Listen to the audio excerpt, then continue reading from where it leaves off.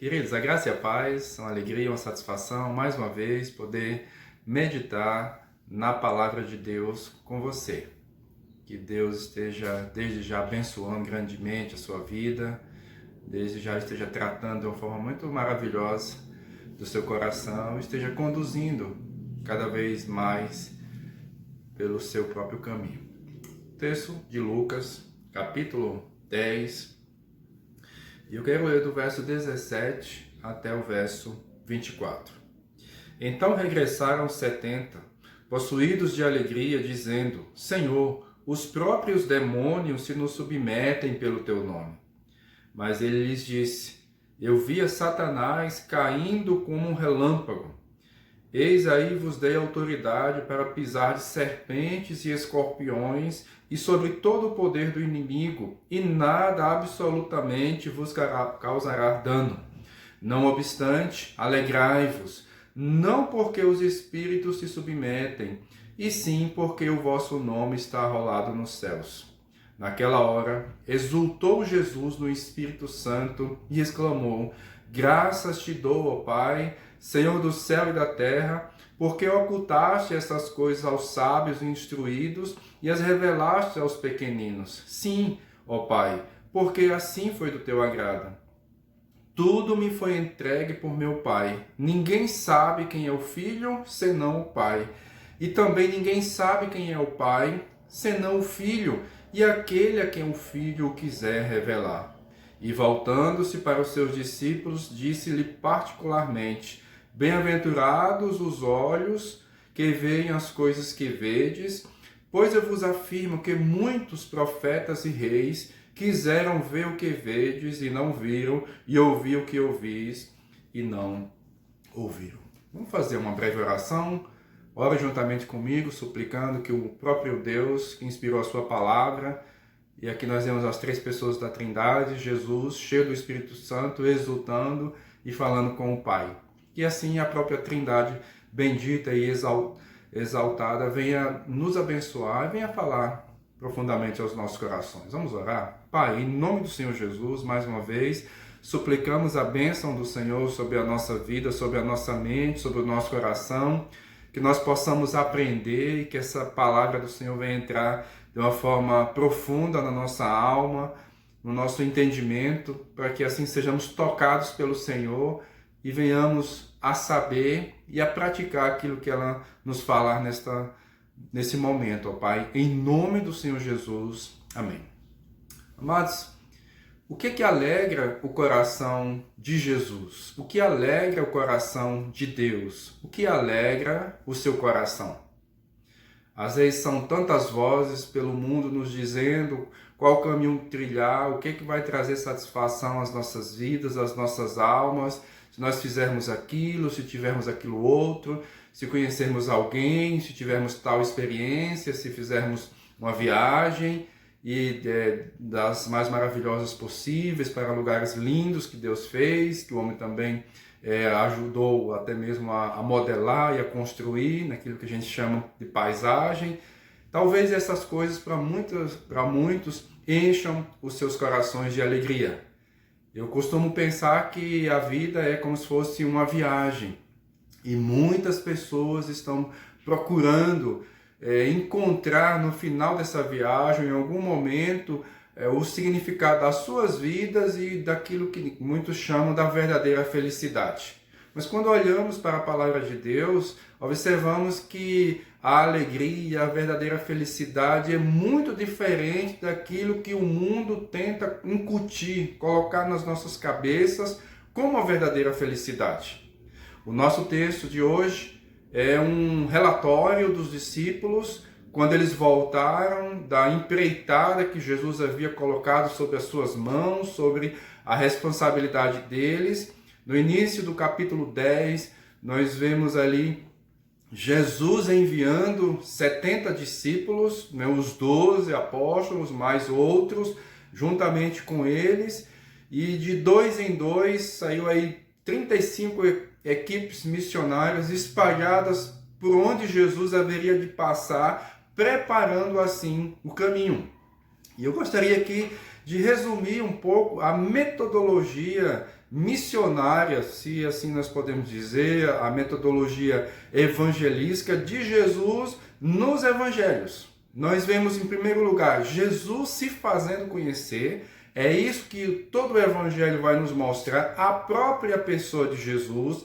Então precisamos conhecer Jesus. Na sequência desse conhecimento de Jesus, a Bíblia nos fala que nós precisamos agora sermos ensinados continuamente, para que assim possamos aprender cada vez as verdades de Deus, como viver e agradar a Deus aqui neste mundo. Mas também, queridos, nós vemos nesse texto de uma responsabilidade que repousa sobre cada um de nós, que é a Igreja de Jesus. Se você é membro ou membra do corpo de Cristo, você deve compreender que você faz parte de uma vocação, de um chamado de Deus para fazer diferença nesse mundo e se alegrar também com a salvação de outras pessoas. Então, esse aqui, amados, de uma certa forma, é o contexto e a mensagem mais profunda que nós podemos tirar dos ensinamentos de Jesus. Jesus aqui, especificamente com os apóstolos, estava treinando, estava fazendo aquilo que é chamado de mentoria, ou um processo dinâmico e verdadeiro que deve servir de exemplo também para nós do verdadeiro discipulado. Jesus chama os seus discípulos, não só os 12, mas os 12 especialmente, que viria se tornar a liderança e a base da Igreja de Jesus, como diz Efésios 2, verso 20, sobre o fundamento dos apóstolos, Jesus sendo a pedra principal. Então Jesus estava treinando os seus discípulos. No primeiro momento, eles vendo Jesus fazendo, realizando, e eles mesmos sendo ensinados por Jesus.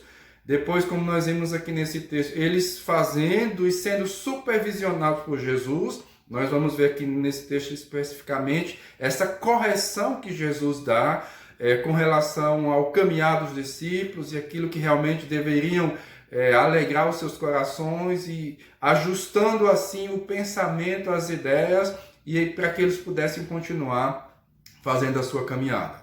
E num quarto ou terceiro momento da vida de qualquer discípulo, eles começam a fazer sozinhos.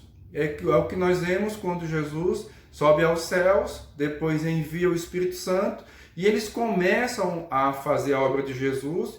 E com isso nós não queremos dizer que não haverá erros. Obviamente que houveram vários na vida dos apóstolos e que foram sendo consertados e trabalhados pelo próprio Deus, pela própria palavra, pelo próprio Espírito, enquanto eles iam. Então, algumas verdades maravilhosas nós aprendemos aqui nesse texto, especialmente do verso 21 até o verso 24. A primeira delas é uma oração de gratidão a Jesus. Quando os apóstolos voltaram, trazendo a notícia, revelando tudo aquilo que havia acontecido, como a graça de Deus, como o poder de Deus foi manifestado, como pessoas foram libertadas da dominação de Satanás, dos seus demônios. Jesus aqui traz uma palavra de gratidão e, ao mesmo tempo, traz uma palavra animadora para os seus discípulos, que voltaram aqui dessa empreitada missionárias. Então, eu quero destacar aqui 3 verdades maravilhosas. A primeira delas é a alegria de Jesus com o progresso do Evangelho. Nós vemos aqui no verso 21, Jesus exultando. Naquela hora exultou Jesus no Espírito Santo e exclamou: graças te dou, ó Pai, Senhor do céu e da terra, porque ocultaste essas coisas aos sábios e instruídos e a revelaste aos pequeninos. Sim, ó Pai, porque assim foi do teu agrado. Então, aqui nós observamos claramente essa alegria, essa exultação nas Escrituras, obviamente nos Evangelhos, onde Jesus, acontece a vida de Jesus, a trajetória de vida de Cristo, aqui humanamente falando, na Terra. É o único texto do Novo Testamento que fala da alegria de Jesus. Então Jesus exulta, porque aqui no desenrolar do projeto salvador eterno de Deus, aquilo estava se desvencilhando diante dos seus olhos, estavam começando a concretizar esse plano maravilhoso de Deus para salvar e resgatar esses pecadores rebeldes contra o próprio Deus. Assim Jesus ele se regozija diante do Pai por essa gloriosa obra.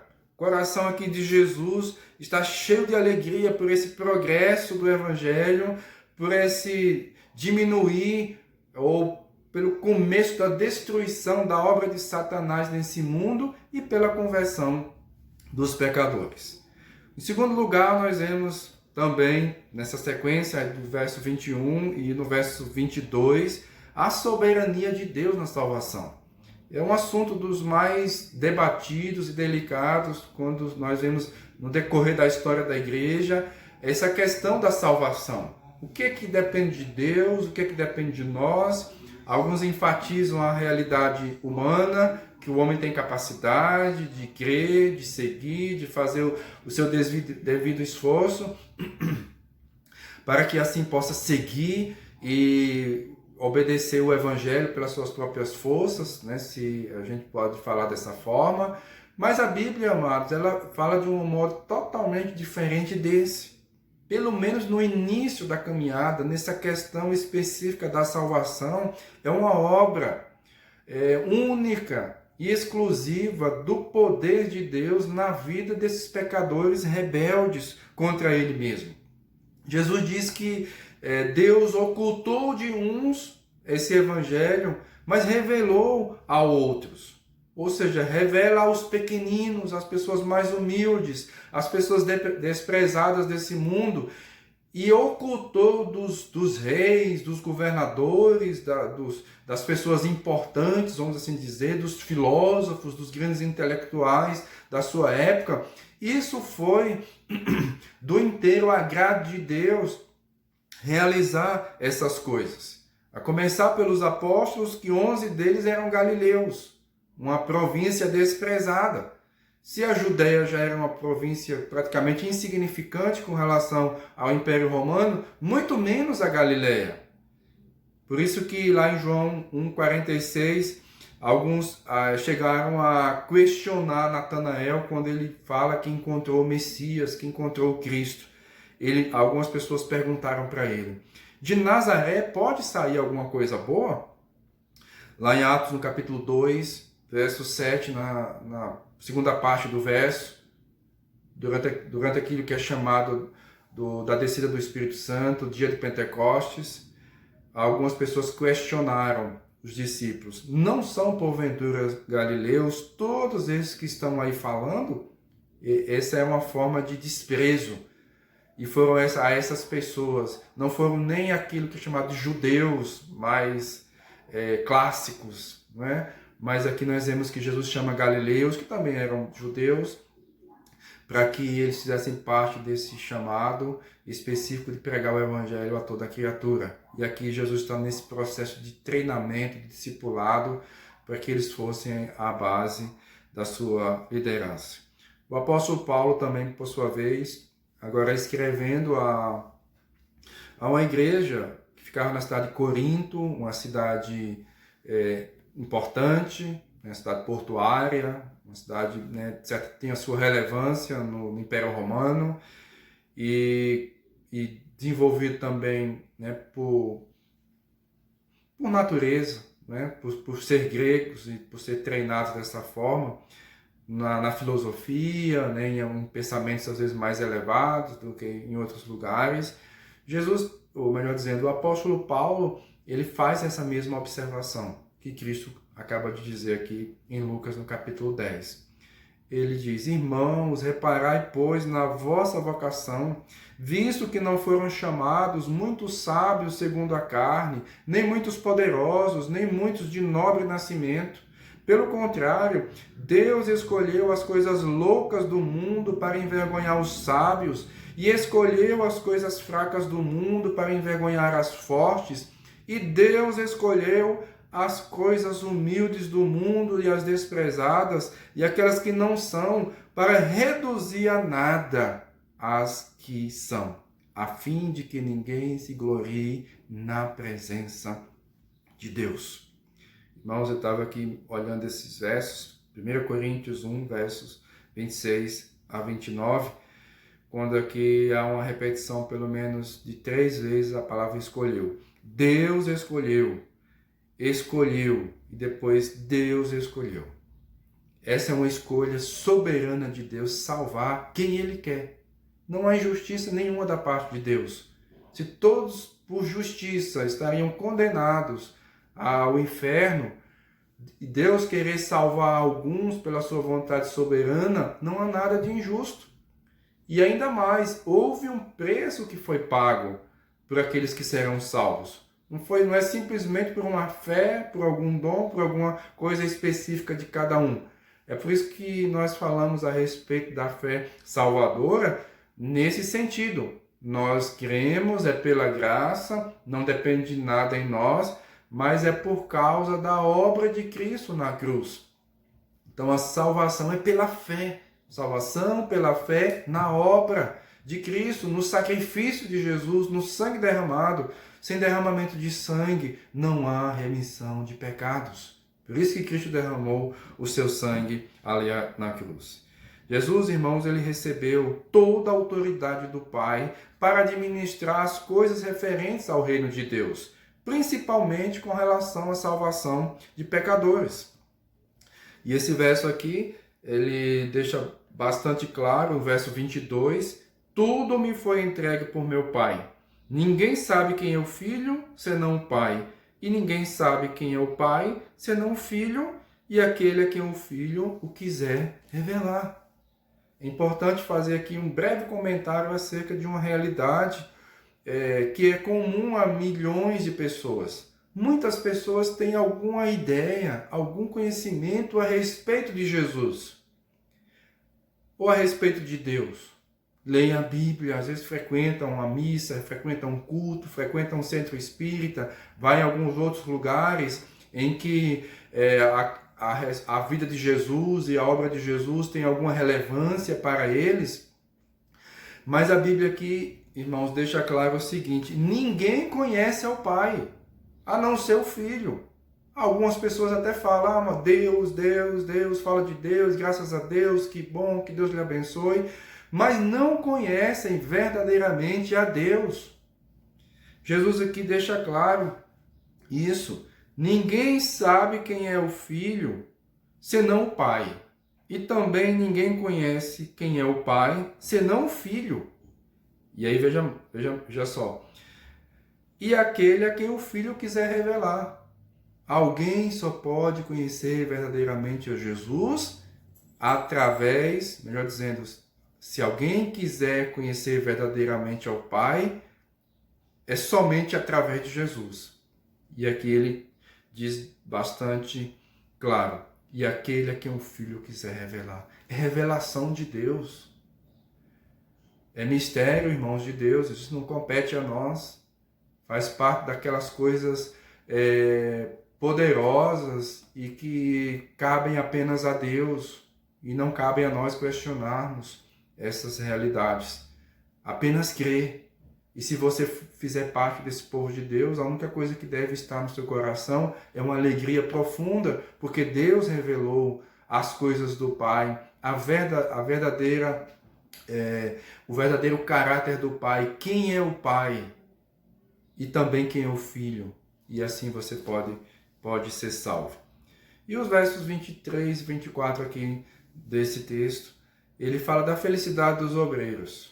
Nós falamos da felicidade de Jesus, da exultação de Jesus diante do Pai. E agora nós vemos aquilo pelo qual os discípulos deveriam se alegrar. Foi uma experiência marcante, os demônios se submetendo a eles, ou eles realizando até mesmo milagres, curas, coisas fantásticas por causa do nome de Jesus. Isso é importante, é maravilhoso, Deus usa essas coisas. A gente vê tanto nos evangelhos como no livro de Atos, o poder de Deus sendo manifestado, milagres acontecendo, para testificar que era por causa de Deus, por causa do nome de Jesus, que essas coisas estavam acontecendo, revelando assim a pessoa e a autoridade de Jesus. Como ele mesmo diz, lá nas últimas palavras no Evangelho de Mateus, toda a autoridade me foi dada nos céus e na terra. Portanto, vão e preguem o Evangelho. A obra só pode ser possível por causa da autoridade de Jesus. Então aqui nós vemos Jesus felicitando seus obreiros porque eles viram o que os patriarcas, sacerdotes, profetas e reis não conseguiram ver. Nem Davi, com tudo aquilo que ele profetizou, com todos os cânticos que ele compôs de oração, de adoração a Deus, e muitos deles a gente chama que são messiânicos, que falava da pessoa de Jesus. Nem Davi, irmãos, teve um privilégio tão grande como aqueles discípulos simples, pessoas humildes, de uma região desprezível, de uma região que não tinha uma significância, chamada Galiléia dos Gentios.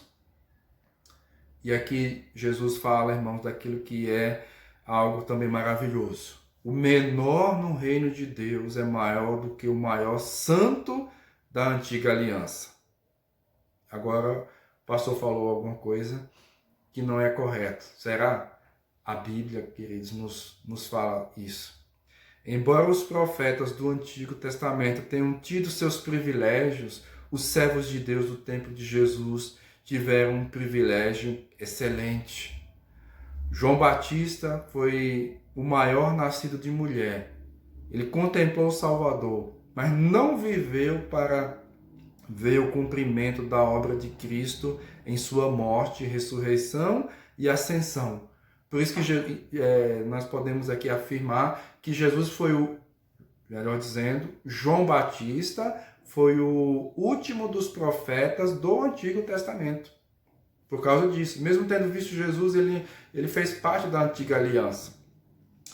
E aí Jesus fala a respeito dele, lá em João 11, verso 11.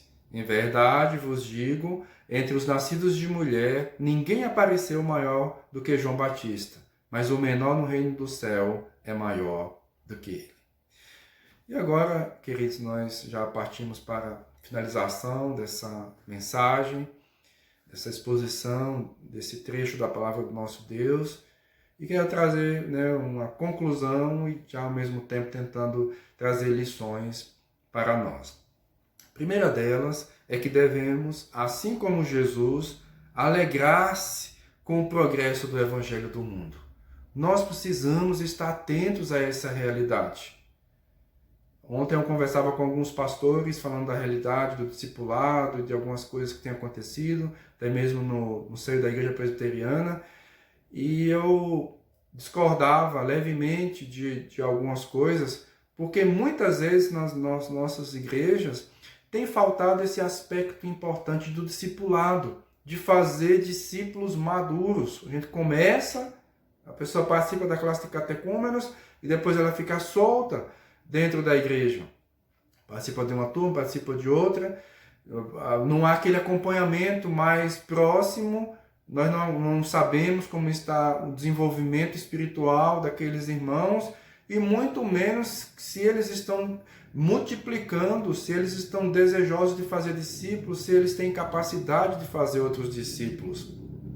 Então nós precisamos nos alegrar com o progresso do Evangelho no mundo e muito mais do que no primeiro século, o Evangelho hoje se espalhou por várias partes, o cristianismo hoje é global. Então, em primeiro lugar, nos alegrarmos com o progresso do Evangelho no mundo. Segundo, devemos dar glória a Deus por tão grande salvação trazida àqueles a quem Ele quer se revelar. Por isso que nós falamos anteriormente, se você é uma pessoa salva por Jesus, alegre-se. Não foi a todas as pessoas que foi dado esse privilégio do próprio Jesus revelar o Pai, do próprio Jesus nos revelar a respeito da sua salvação. Não é tempo de ficar questionando, amados. O Deus que é soberano, Ele faz o que Ele quer. Não depende de quem quer nem de quem corre, mas de Deus usar a sua misericórdia. Romanos, no capítulo 9. Deus endurece, Deus amolece o coração de quem Ele quer. Isso faz parte da soberania de Deus e nisso tudo ele é santo, justo, bom e maravilhoso. E a última aplicação aqui para nós é que devemos compreender que temos uma grande responsabilidade diante de tão grande revelação que Deus deu a nós. Se Deus não deu esse conhecimento salvador da pessoa do Pai, da pessoa do próprio Filho, a nós e na sequência da habitação do Espírito Santo, não foi porque a gente fique com esse privilégio para nós, ou com essa alegria para nós, ou só saber de que outras pessoas estão evangelizando. Não, queridos. A Bíblia nos fala que nós também temos uma responsabilidade diante de Deus. Nós não podemos ser negligentes em comunicar o Evangelho de Jesus. E aqui eu faço uma pergunta: quantas pessoas você já levou para Cristo?